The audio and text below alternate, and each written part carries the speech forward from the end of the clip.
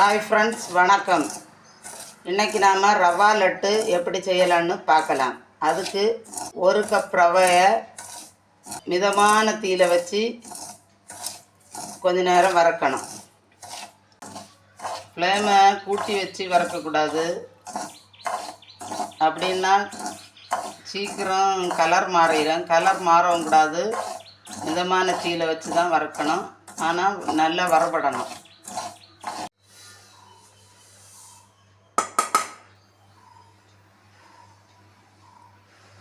வறுத்தாச்சு, நல்லா வறுபட்டாச்சு. இனி அதை வேற ஒரு பாத்திரத்துக்கு மாற்றி நல்லா ஆற வைப்போம்.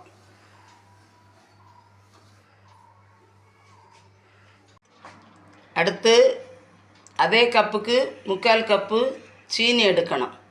அது கூட ஒரு 4 ஏலக்காயும் சேர்த்து மிக்சியில் நல்ல நைஸாக பொடிச்சுக்கணும். பொடித்த சீனியை ஒரு பவுலுக்கு மாற்ற வேண்டும்.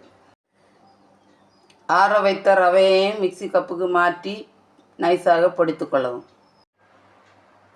பொடித்த ரவையையும் அதே பவுலுக்கு மாற்றவும். சீனியையும் ரவையையும் நன்றாக மிக்ஸ் செய்யவும். ஒரு 10-15 முந்திரி பருப்பை 2ஆக உடைத்து எடுத்துக்கொள்ள வேண்டும். அடுத்து ஒரு கடாயை அடுப்பில் வைத்து ஒரு 5 ஸ்பூன் நெய் விட்டு அதை சூடாக்கவும். நெய் காய்ந்தவுடன் எடுத்து வைத்துள்ள முந்திரி பருப்பை போட்டு பொன்னிறமாக வறுக்கவும்.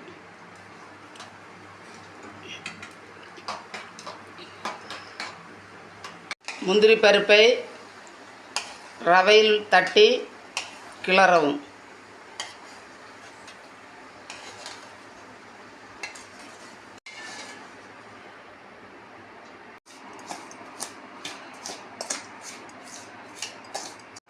அடுத்து அந்த சூடான நெய்யை ரவையில் கொஞ்சம் கொஞ்சமாக விட வேண்டும். விட்டு பிசைய வேண்டும்.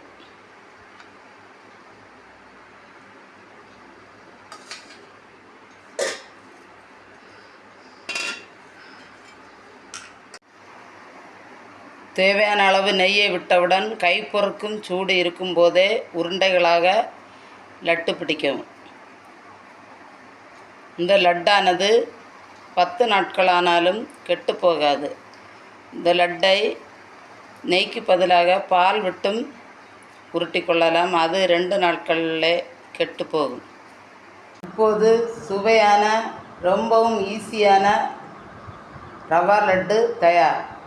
நம்ம சேனலை லைக், ஷேர் அண்ட் சப்ஸ்கிரைப் பண்ணுங்கள். தேங்க்யூ.